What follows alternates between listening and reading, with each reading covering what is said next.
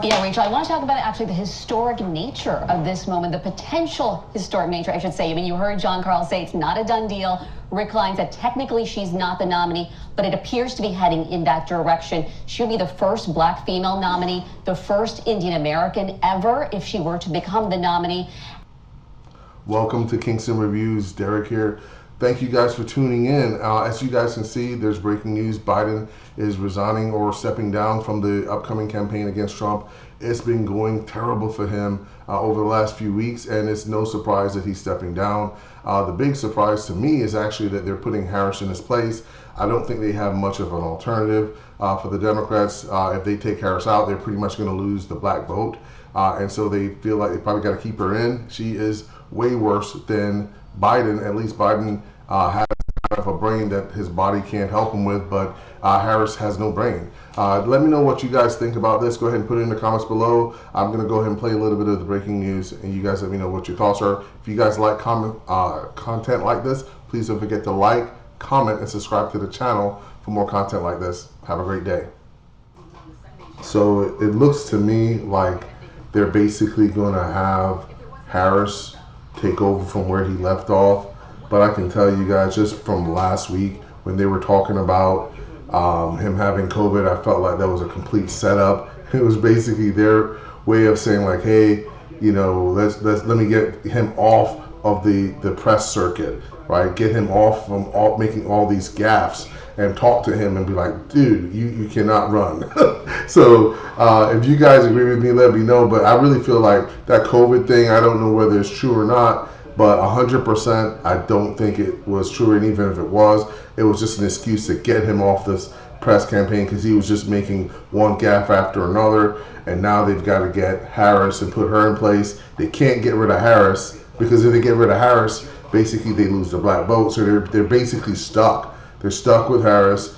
I don't know who they're going to have for their running mates for the vice president, but I thought I'd pull that up here in a second. But let's see what they're saying here.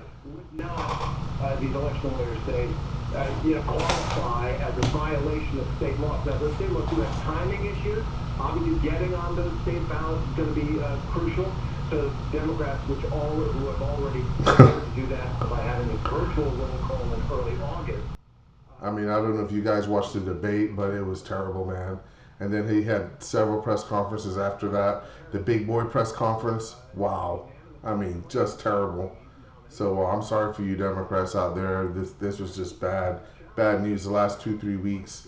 And thank God nothing happened to Trump. But I think with all that bad news and then the attempted assassination, this has just kind of been way too much for him to overcome. And so they had to do something. I'm just really curious if they're really going to let Harris run and if you know who her running mate's going to be. This, I think there are going to be a lot of people acting surprised, but nobody was surprised by this.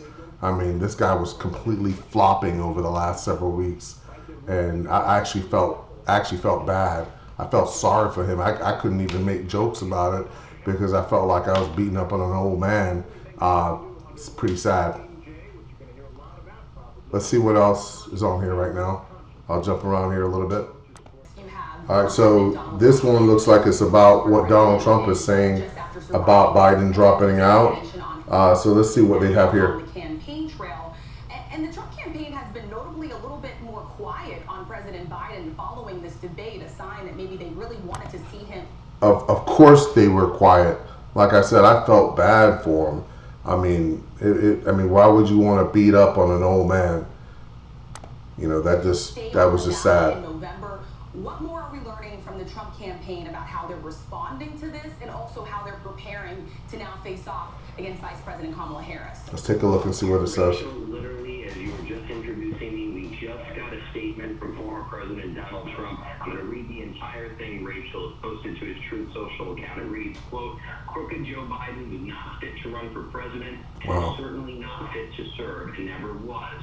He only attained the position of president by lies, fake news, and not leaving his basement. All those around him, including the doctors and the media, knew that he wasn't capable of being president, and he wasn't. And now look what he's done to our country with millions of people coming across our border, totally unchecked, unvetted, many from prisons, many mental institutions, and number of terrorists. He goes on to say, we will suffer greatly because of his Wow. presidency, but we will remedy the damage he has done very quickly. Trump goes on to end the statement, make America great again. Of course, the signature line, Rachel, as you know all too well. Well, it looks like Trump is right back on it. I think he kind of knew this was happening. He knew that Biden was on the way out. There's no point in kicking a dog when it's down. And he basically just said, let me leave this alone. I'm going to run a couple more videos. If you guys like content like this, please don't forget to like, comment, and subscribe to the channel. Thank you again for tuning in. Really appreciate it. And have a great evening.